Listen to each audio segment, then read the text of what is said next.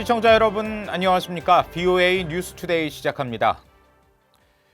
유엔 안보리가 북한의 최근 잠수함 발사 탄도미사일 SLBM 발사에 대한 문제를 논의했습니다.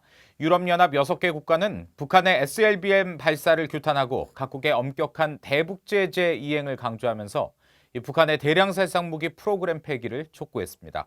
첫 소식 오택성 기자가 보도합니다.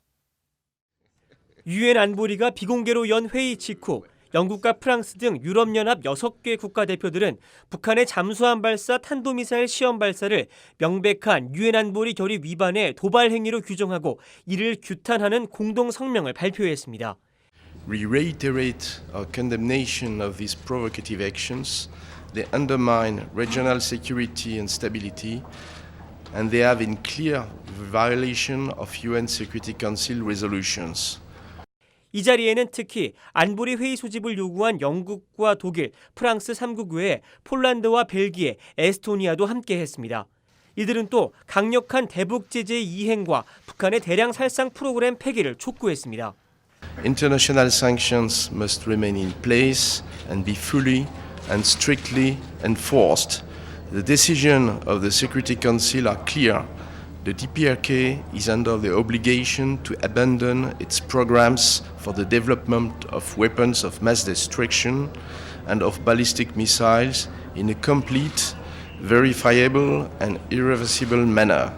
6개국은 이어 북한은 미국과의 의미 있는 협상에 계속 임해야 한다는 점도 강조했습니다. 북한은 6개국의 공동 성명 발표의 하루 앞선 지난 7일 북한 문제를 다루는 안보리 회의에 대해 비난했습니다.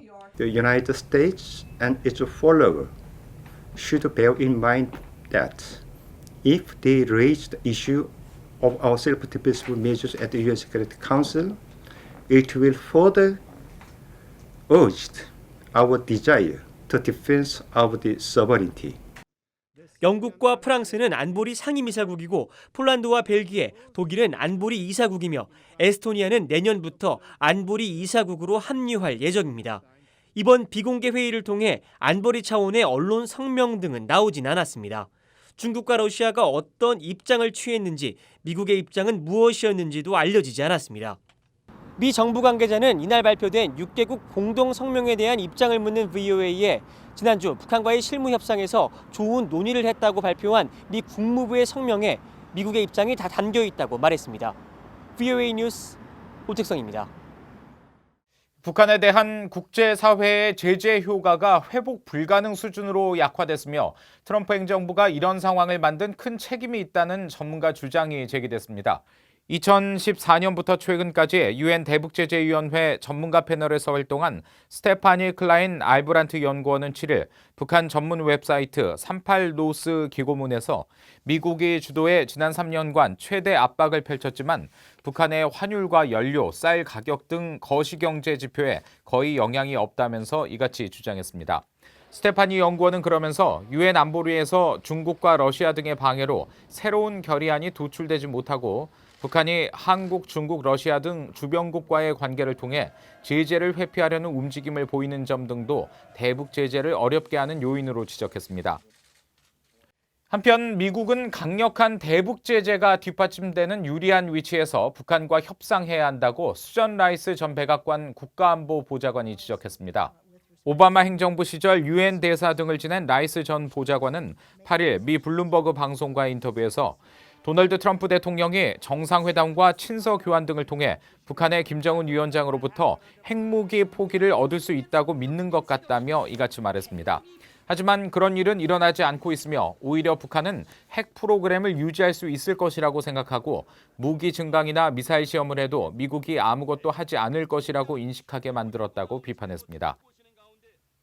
북한 석탄을 실었던 선박 동탄호가 입항하지 못한 채 6개월째 공해상에 머물고 있습니다. 이 최초 동탄호에 실린 석탄을 운반해 미국 정부에 의해 매각된 북한 선박 와이즈 어네스토호는 경매 이후 첫 움직임이 포착됐습니다. 함재하 기자가 보도합니다. 인공위성 사진 서비스 플래닛랩스에 최근 포착된 동탄호입니다. 동탄호는 지난 6월 입항을 위해 다다랐던 베트남의 붕따우항 인근 지점에 계속해서 머물고 있습니다.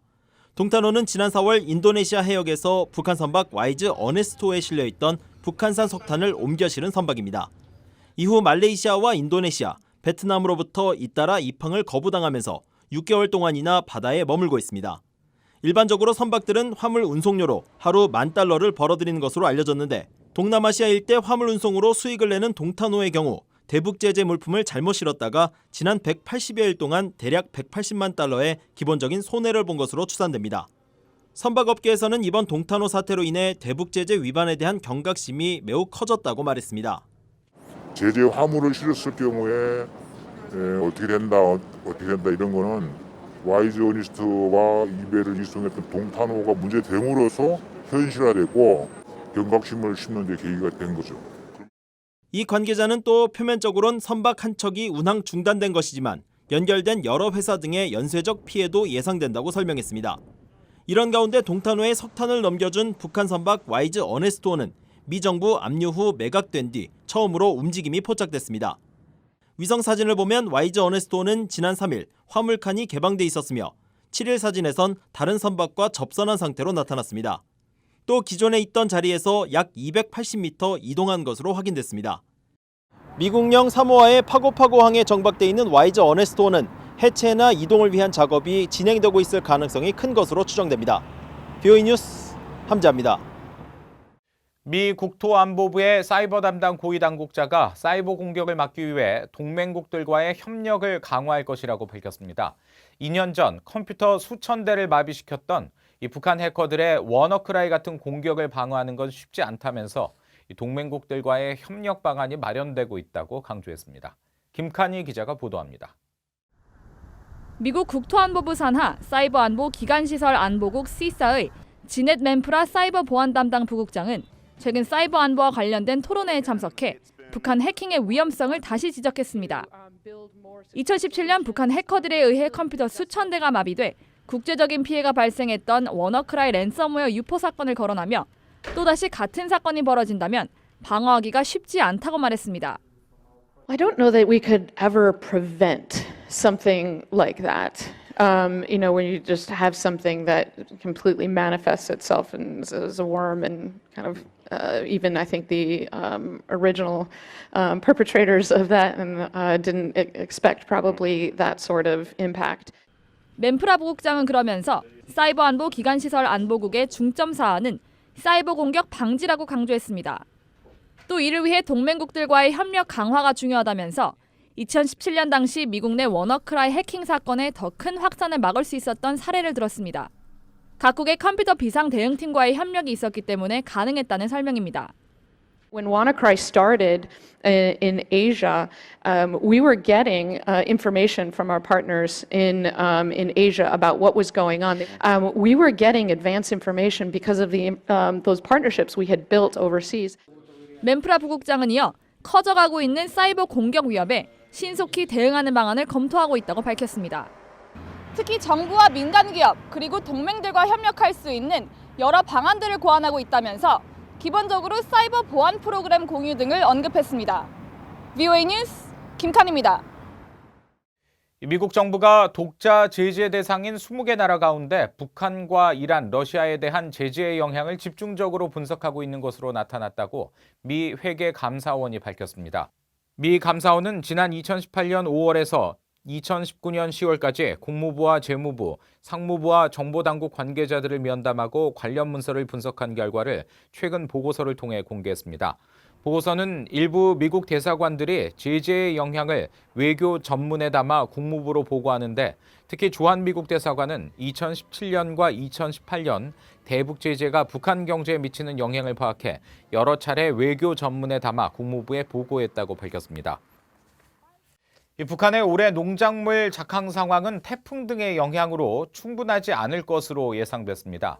한국농어촌공사와 독일 한스 자일델 재단 한국사무소가 8일 공동 주최한 토론에서 한스 자일델 재단 한국사무소의 베른하르트 젤리거 대표는 지난해 북한의 가을 농업 수확량은 저조했다면서 이같이 밝혔습니다.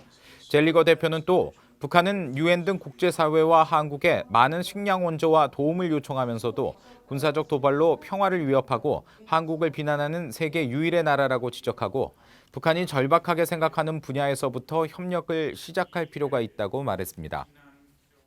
이상으로 VOA 뉴스투데이 마칩니다. 함께해 주신 여러분 고맙습니다.